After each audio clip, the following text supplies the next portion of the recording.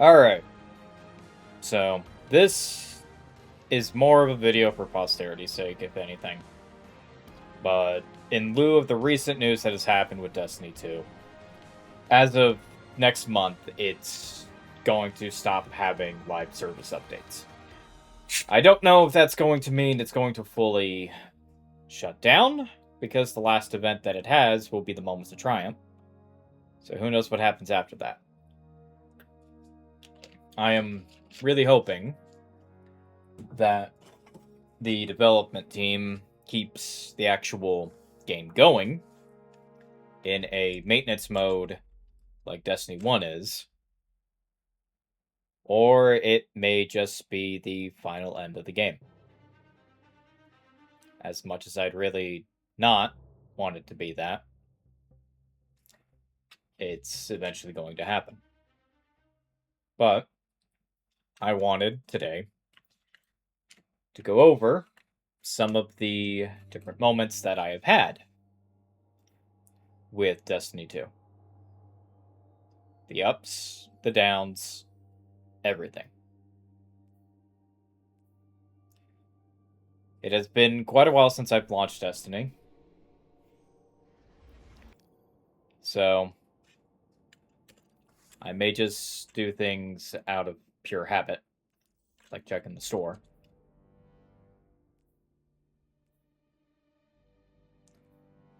But at the same time, it just feels empty. But it's regarding the point.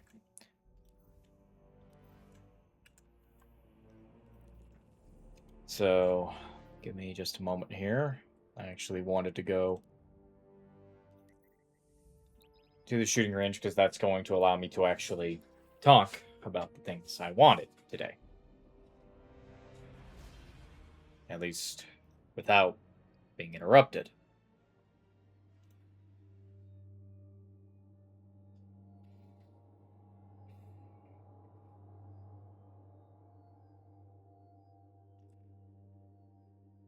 What can I honestly say with Destiny? It honestly has been a good game. It has had ups, it's had downs, it's had shitty releases, it's had phenomenal releases.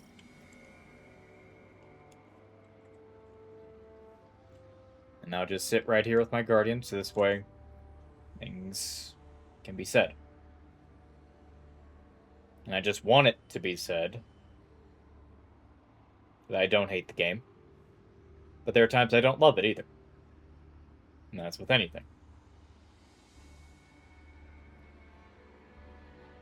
I don't have a perfect relationship with Destiny 2.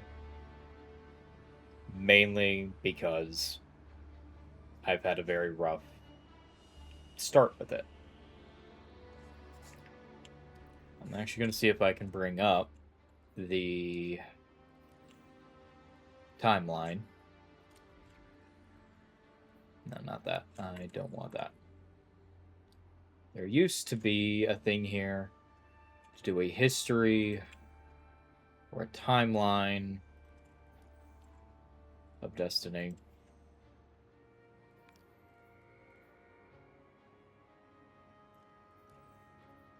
Store. Is it the quests? Past? No. World. Oh, there it is. Timeline. So, I'm just going to pull everything back to the start. I'm not going to worry about the witness. But I started the game with Red War.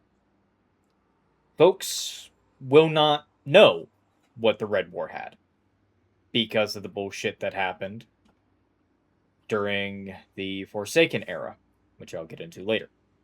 But I started Destiny 2 with the Red War.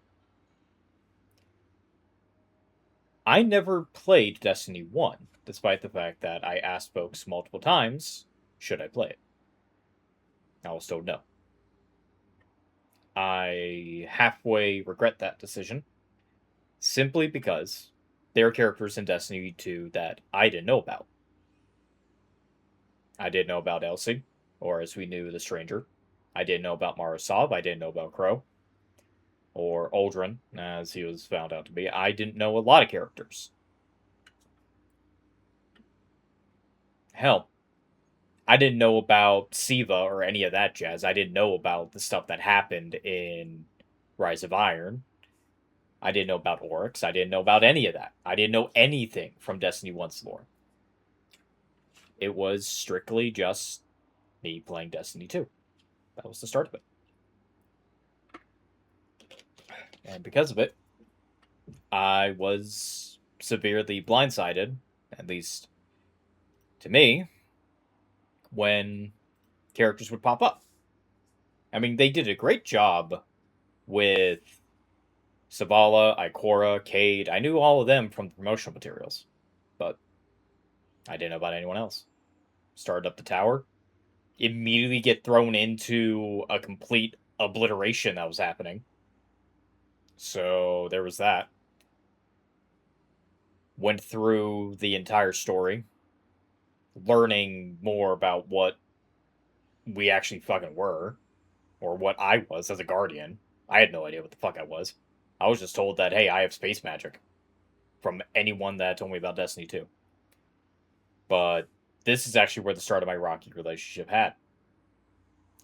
I had friends that told me to play it. At the time, I was knee-deep in Borderlands. It's kind of funny. I left Borderlands for Destiny 2, and tried multiple times to leave Destiny 2 for Borderlands back, and it failed. But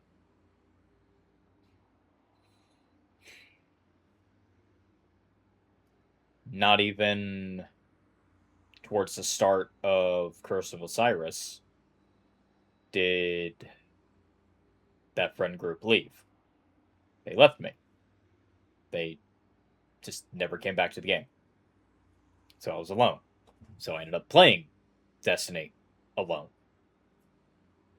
It took me a little bit to actually try to find a group. It took me a little bit to do looking for raids or anything like that. Eventually, I just accepted it. The friend groups that I had that started me on Destiny would not be coming back. So I just dealt with it.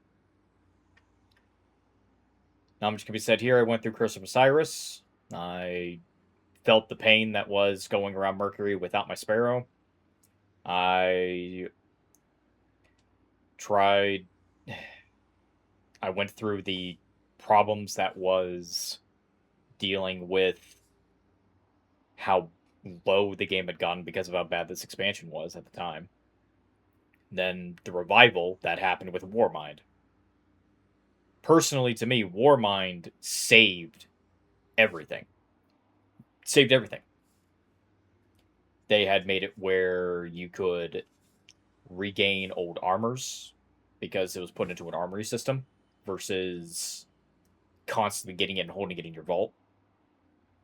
The story, I honestly felt, instead of the strike dealing with Xol being a strike, it would have been much, much more impactful if it was a raid.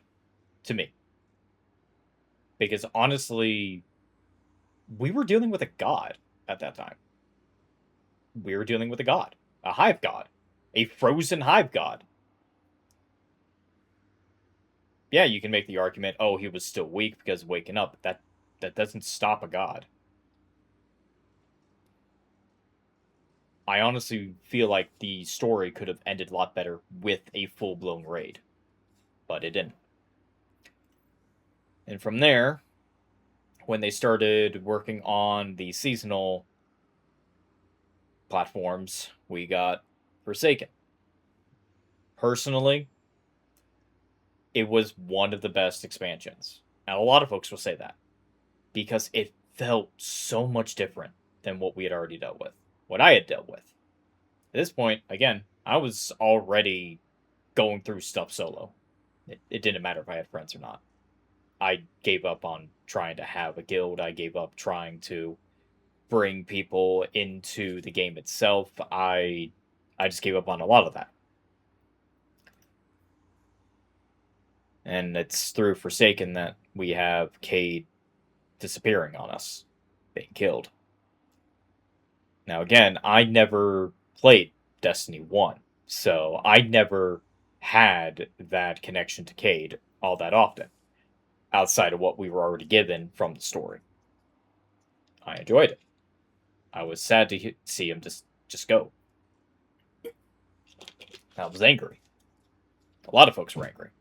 So I took it out on the Barons, like the story wanted it. With all the different seasons that came out with Forsaken, I enjoyed each and every one of them.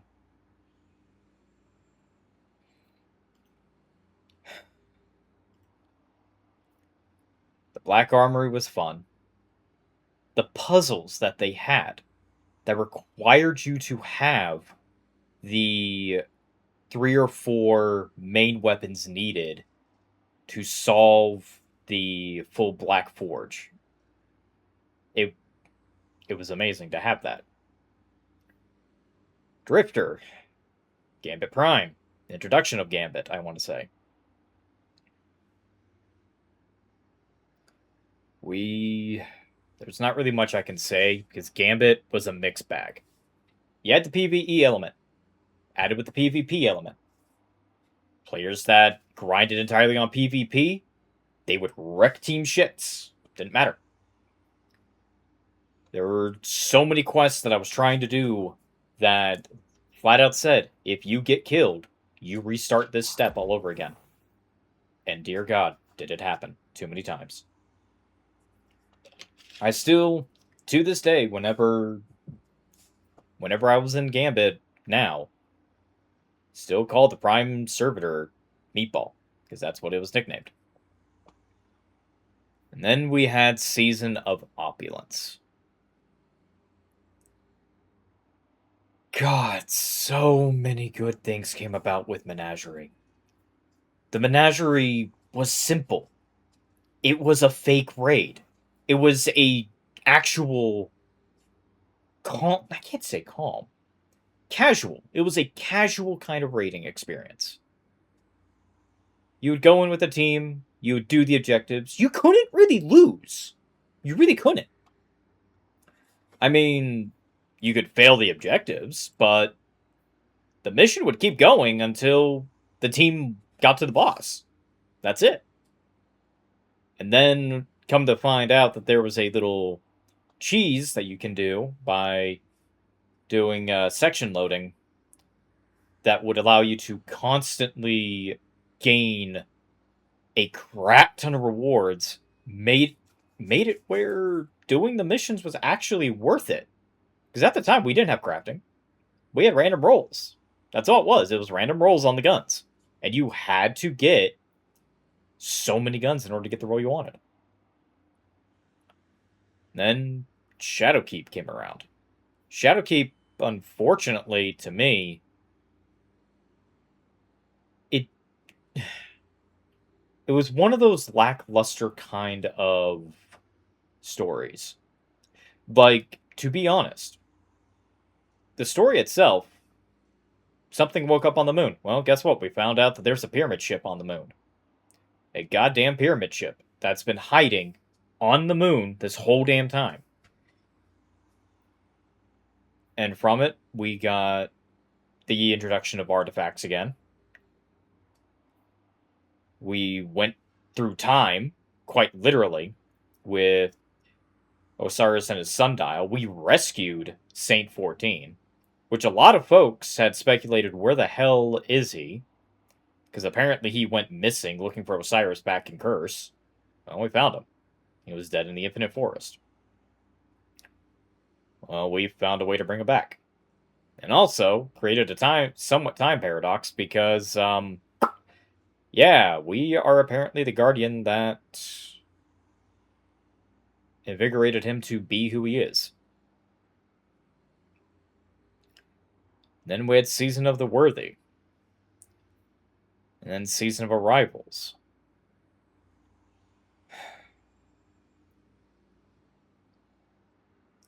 The Almighty, being the final weapon that we had to deal with back in vanilla, was an amazing event to have seen. We spent so much time building Warmind satellites, launching them into orbit. The cage has returned. Cage 2, the recagening. Cage 3, Beyond Thunderdome. Cage 4, Get Nicholas. Cage 5, The Empire Strikes Back. I should 6, have Return of the Cage. expected this. Cage 7, A Family Picture. Cage 8. I am actually going to mute the alert box on this for a moment. Thank you, Foaming, but, yeah, I'm just going to do that for right now. But thanks for joining in. Sorry, it's kind of a somber kind of thing. Simply because more news got released, if you don't know already, Foaming. Bungie was, or I should say the higher-ups of Bungie, blindsided everyone on the team. The actual development team for Destiny 2 did not know it was ending until that post was made. No one but the higher-ups apparently knew. I'm not shocked either. I'm pissed, but I'm not shocked. I feel bad for the people that put in time and effort for this game. The actual developers. The ones that tried to make it into a good game. But honestly, if the higher-ups of Bungie are being let go, good. Their leadership is what screwed over a lot of things. And I was actually about to get into it. Because it was nearing the end of Season of Arrivals that a dumbass executive came up with the idea to create sunsetting in a looter game. And for the sake of the YouTube video, for those that don't know what sunsetting was, the dumbass in charge decided to say, hey, all the gear that you got in, say, Season of the Dawn is only going to work well until the end of Season of Arrivals. After that, you can't make it any powerful. You can't grow it. You can't make it stronger. You can't do shit with it. Because they thought if you get rid of the old loot, there would be a reason for people to grind out the new loot. Anyone who knows loot and shooters knows that that's not going to work. Because the people that grinded their ass off in Shadowkeep just lost all of the guns that they thought would be a favorite. That kills their drive. And not only because of that, it killed all of Forsaken, Warmind, Osiris, and the Red War. It killed all of it. They basically made all of the game up until that point worthless to play. And lied by saying they were taking it out by putting it in a content vault. Needless to say, later on we found out there was no vault. There was no vault. There was no anything that they could draw back from. And then we go into Beyond Light. The start of when we were getting a new element. Stasis. God. Stasis could have been so much better. Stasis could have been so much better if they hadn't fucked up the shit. If they really hadn't have fucked it up. And I'm saying this because if I recall correctly, there were plans to have more supers for the Stasis.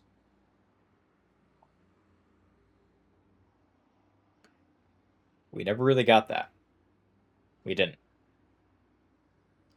It also was at the part of the story where we got an actual split between the community, both in-game and out-of-game. The players that hated Stasis because it was stupidly overpowered, and the players that loved it because it was stupidly overpowered. We had hunts. We got introduced to new characters from old factions. We got to have fun being hackers. And then I just don't know where the game really lost me.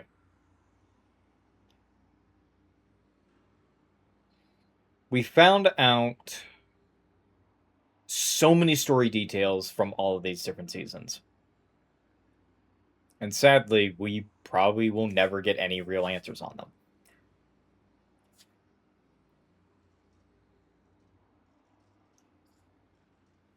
Yeah, and here's another thing that I just realized reading on this. Intent on lifting the curse from the Dreaming City. We never got that curse lifted. The Dreaming City in the actual game is still cursed. Funny enough, that curse was actually supposed to be broken 3 times over. Bungie had it in the files somewhere that if a Guardian at level 999, because at the time you could have unlimited artifact power, and people were that crazy, if a Guardian beat the dungeon's Shattered Throne at light level 999, the curse would be broken. Never got that. Never got that. We only got a lore entry about something dealing with the curse. So they kind of pointed out that Bungie had no idea what the hell their community could actually do. And that actually kind of annoyed me. I'm not including anything on the 30th anniversary just because it was the 30th anniversary for Bungie itself. All the different games that they've done, the Halo weapons, the Myth weapons, the return of Gjallarhorn, all of that jazz. Anyone who has that will be able to do it either way. My time during Witch Queen.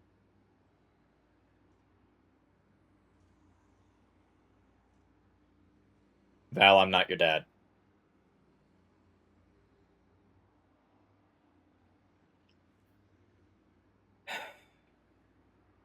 Risen, Haunted, Plunder.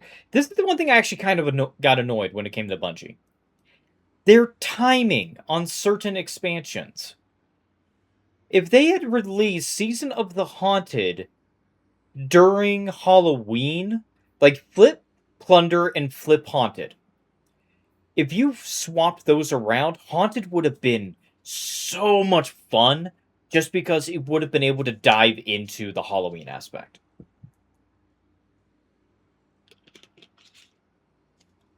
I know, Val, we're getting the Pantheon. I don't have high hopes because I don't know if Destiny 2 is going to be put into maintenance mode.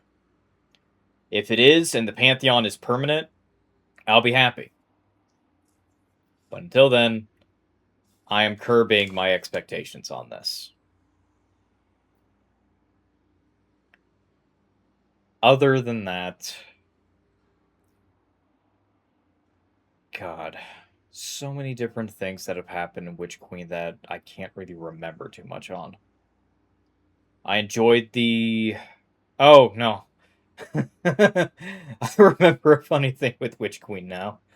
My hunt for the funnel web.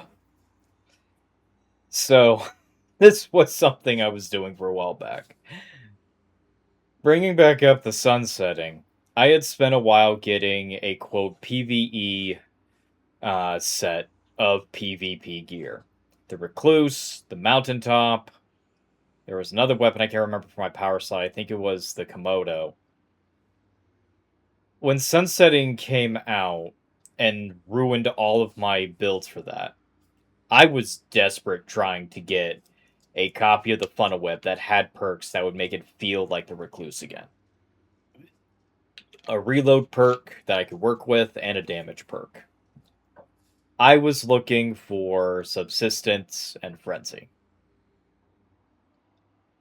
I remember hunting the funnel web in Savathun's Throne World for so long because it's a world drop. And in order to get the world drops, I had to do a funky thing with the, at the time, Google Stadia. I played it on Stadia because I didn't have the DLCs there, so the only thing I could get from certain chests were world drops. I spent so long trying to get that funnel web. I never got it that way. I ended up getting it from Banshee. I legit had it in my hands. And then Bungie did a rollback because of something, and it took away my roll. And I wasn't able to get it back for a long while. Ultimately, Witch Queen is probably one of the few... It's one of the few raids I've actually done where I did the raid and got the jacket for it. Going into Lightfall, as far as the story I've dealt with there, I liked the cyberpunk-ish world. I didn't like how small it felt. Never minding the fact that we got Strand. Getting a new element was a fun time. But the world just felt too small for it. It felt short. The story was more lackluster, or starting to feel more lackluster as it went on. Granted, everyone and their mother kept comparing all the next expansions to Forsaken.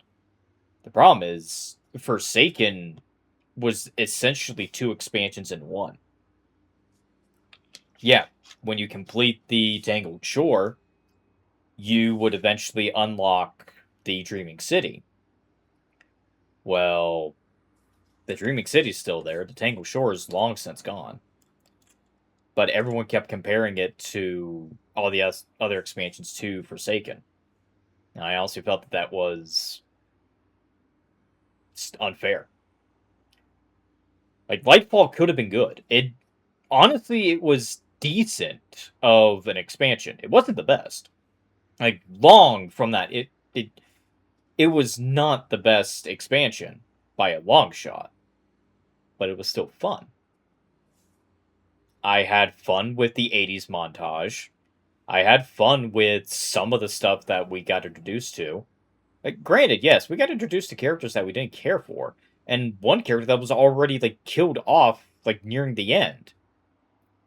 But that can also be attributed to studio issues.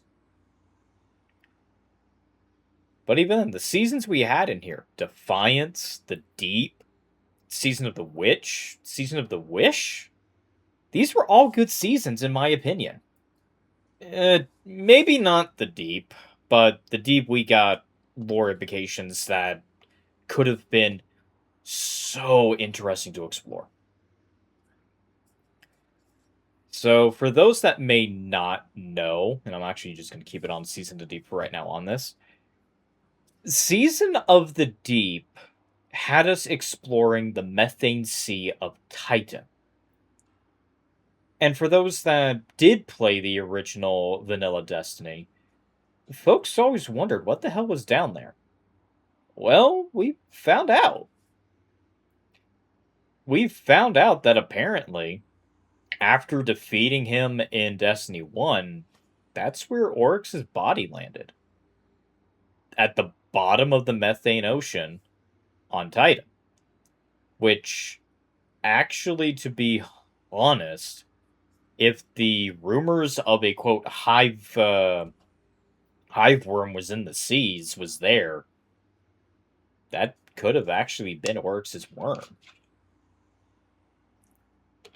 Unfortunately, we don't get much out of that because we essentially stopped the ritual that was trying to revive him. They were actually trying to revive Oryx as what they did in the Witch Queen expansion, which was the introduction of the Hive Guardians. Which, honestly, going a little bit back, that was probably the first big actual difficulty spike that we got as players. The Hive Guardians were insane. And it honestly broke a few theories of only humans could have the light. Though to me, it kind of reinforced the idea of the light is just that. It's a force of element. It we have no control over that. If it chose to leave, it chose to leave. And it nearly did. But Season of the Deep introduced a concept to me that I would have loved to have explored. Imagine how different the story could have been if the Guardian had actually blessed the Hive with the light. Like, not with how the Hive Guardians are now, but I mean if they fully were given the light at the very beginning. Imagine instead of Oryx, the Taken King, Oryx, the Guardian. Like the Hive Guardian or the Hive King. Imagine how much different that would have been story-wise. We could have probably gotten a Hive race to play as, for all we know. Season of the Witch. Yeah, the tarot cards. I remember some of that detail. This was interesting because it brought back the idea of a single character becoming a god. And honestly, the fact that it brought back Eris, which again, for me, I never got to experience Destiny 1. So I didn't know anything about Eris at all. Not until Shadowkeep. I knew that she had 3 eyes for the Hive. Yeah, you say that, Val. I never got to play it. People, the friend group I was with told me don't play it. They told me not to play Destiny 1 at all before playing Destiny 2. Like I was saying at the beginning of this video, I regret that. I regret it half-heartedly because there were characters I had no idea about. I didn't know about, not Hawthorne, I didn't know about, what was her name now? Oh god, I am forgetting her name now. No, not Elsie. Oh. Holiday. I didn't know about Amanda Holiday. I didn't know about any of the other characters that were in Destiny 1. At all. Until I started playing Destiny 2. But even still, going back to it, Season of the Witch, to me, a lot of the seasons just started following the same format. Which, granted, yes, you have your activity, you have your story, you have the rewards you get, and that's just ultimately the bare bones of what Destiny is. The story around it was very interesting. The fact that we were turning into essentially the Hive for her. And yes, I will hydrate. I have water right next to me.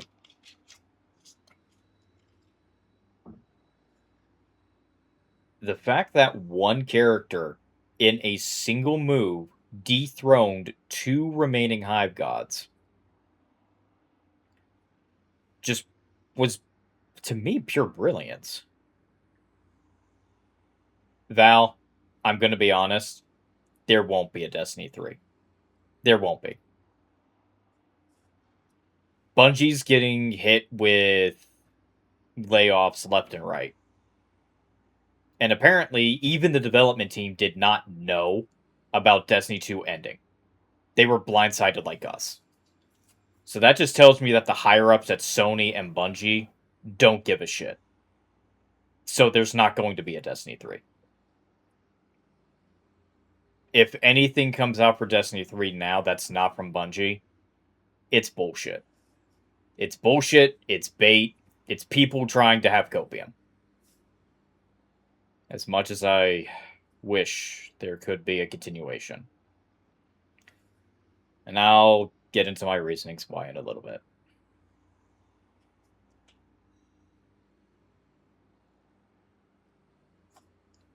I don't think that's going to be the case. I really don't.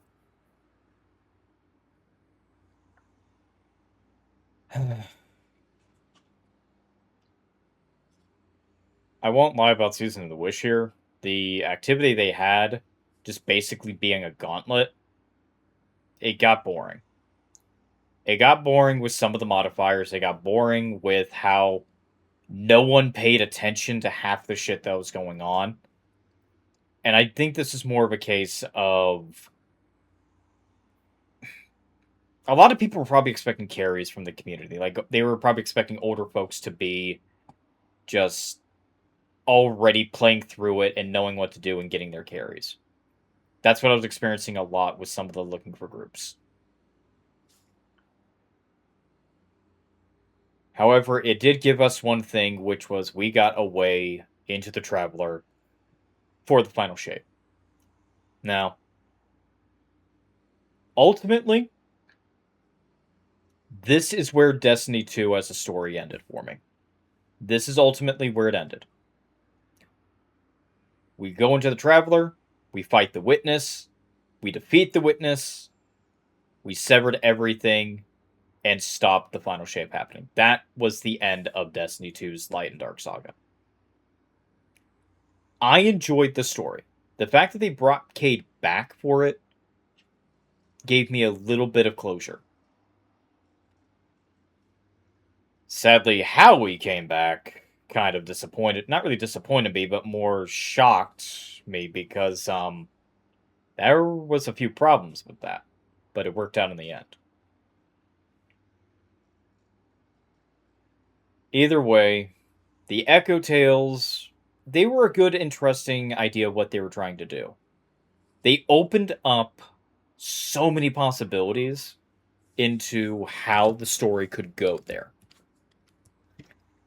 I mean, for the first episode, we dealt with Maya Sundaresh. We still have to deal with her. Her ass is still running around.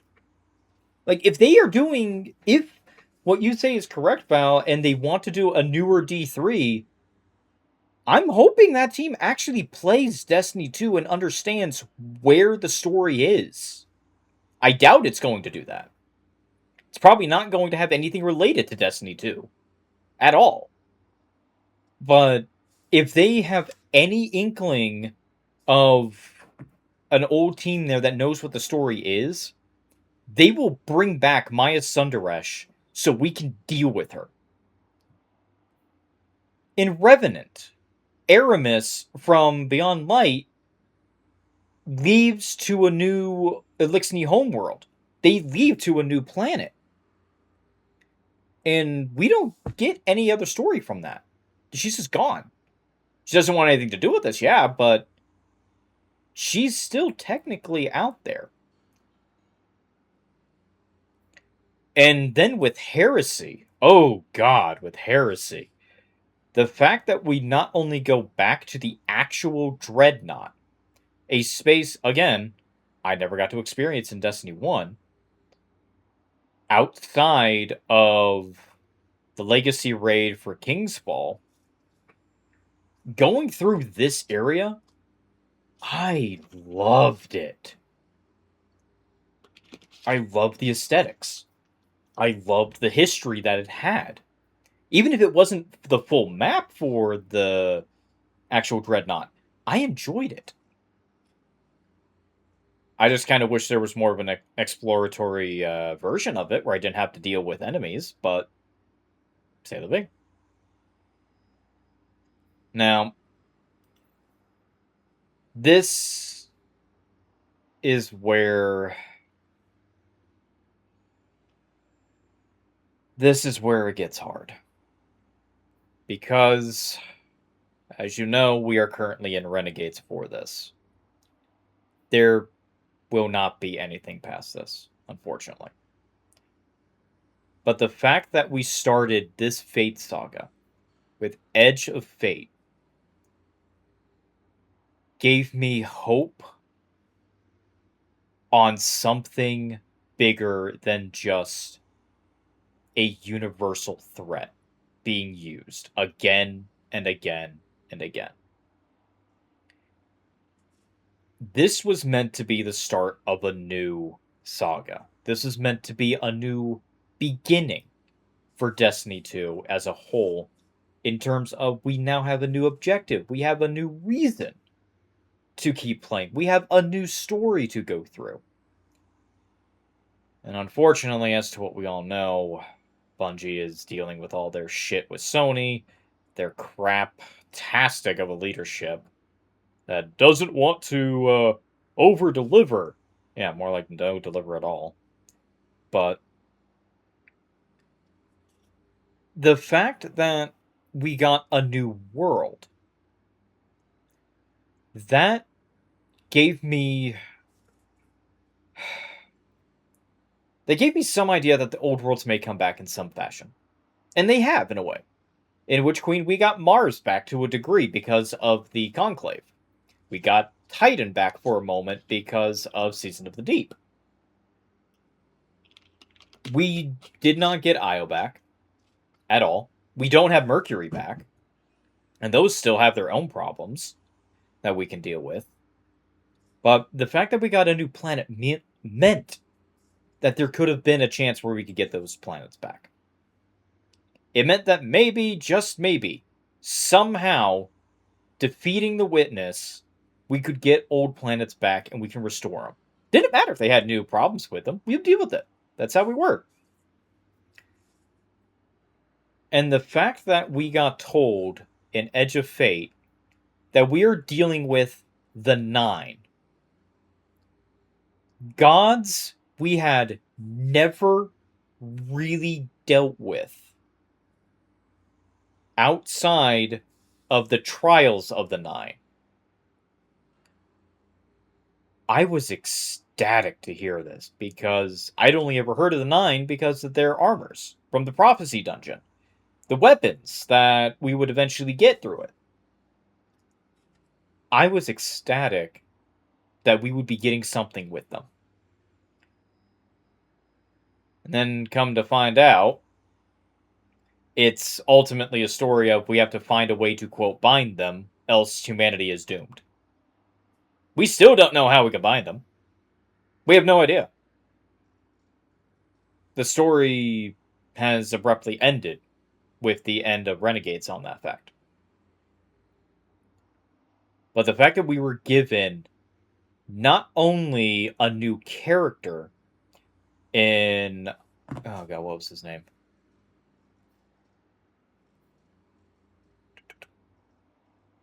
Oh god, I can't remember his name now for it. It's been a while for it. Lodi, that's it. Now I remember Lodi. The fact that we got a new character with Lodi, the new emissary, basically proved that the Nine have been doing a lot more behind the scenes than we gave them credit for. In his own words, the Nine allowed things to occur the way they have. They allowed Gaul. They allowed Panoptes. They allowed Sol. They allowed everything up until this point to, quote, hone their weapon. We were that weapon. The fact that we had an overarching purpose outside of just the Guardian, I was ecstatic and enjoying that. And then Renegades. It's the Star Wars expansion. I can't really argue on that. Star Wars is probably my only other space game or space-oriented piece of media that I know of. And the fact that they basically made it almost 1-for-1 for New Hope made me happy for it. The fact that we're still in this makes me happy. It's a shame that the story is no longer going to continue. But ultimately, I'm glad that these expansions came out with Destiny 2 and not a Destiny 3. Here's my reasoning behind that, and why I say there probably won't be a Destiny 3. Edge of Fate launched horribly. I'd say horribly, at least to me it was decent, but other folks kept, again, comparing it to Forsaken. Kept saying it was bad, buggy, all that shit. Players didn't like that Bungie was trying to experiment with new things. The Morph Ball, as I call it, was an interesting idea to not have sparrows, to give us a different mode of transportation. The fact that it's limited on Kepler only because of the dark matter made a bit of sense. It's not like we found dark matter on Earth. It's not like we found dark matter on any of the other planets. If we did, hell, we probably could have used it there. But it allowed Bungie to make puzzles that we as a player base would have to think outside of the box for. It brought open different strategies. Hell, I went through the Mythic campaign for this. And I will actually... I think it's in inventory. Is it Journey? That's Renegades. Where is it? Where is it? Where is it? Undertaker. No, Equilibrium. It's underneath one of these. Center Doctor and Final Shape. Edge of Fate. See, I've completed all of the missions on Mythic. To where Mythic being harder than Legendary, mind you. Heroic or Fabled being harder than Legendary. I've completed this story on the hardest difficulty thanks to how the Morph Ball changed up some of my tactics. Granted, a good chunk of this also was because of the there were plenty of cheeses that were there. There were definitely some cheeses that I used to get through that. Which, ultimately, that was going to happen.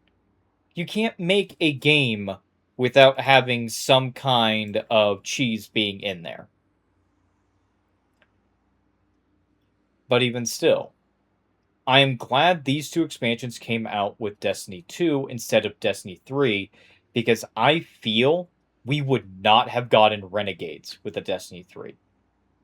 Edge of Fate, if it had launched with it, if Destiny 3 came out and launched with Edge of Fate, with how it was with Destiny 2, it would have been shelved within maybe the first 2 months. It would have been shelved and told off as a failure. Because no one wanted to do Destiny 3. No one would have wanted Destiny 3 if it was like that. So Bungie took a chance and changed up some of the format with Edge of Fate here in Destiny 2 because it was a safe bet. It was a safe test bed. Because, hey, if it flopped, they could claim it off as a bad season and they can improve on the next one. Hence why we got Renegades. But if Destiny 3 launched with Edge of Fate, it would have been dead in the water. Much like how it unfortunately probably will be if they come out with a Destiny 3. By any means. Sadly, ads are going to be running on this. So, unfortunately, I cannot stop that. And I do thank everyone that still is here listening to my rant. I know it's not much gameplay-wise, but like I said, this is more of the video to just say my thoughts on how Destiny 2 has occurred. As the story itself has gone, I've already said enough of what I can.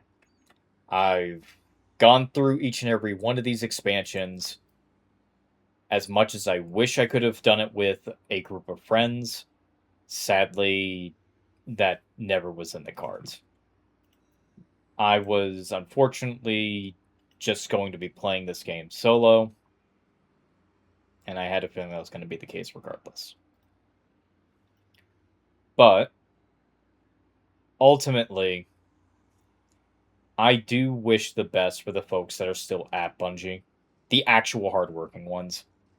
I do wish them all the best luck in what they're trying to do.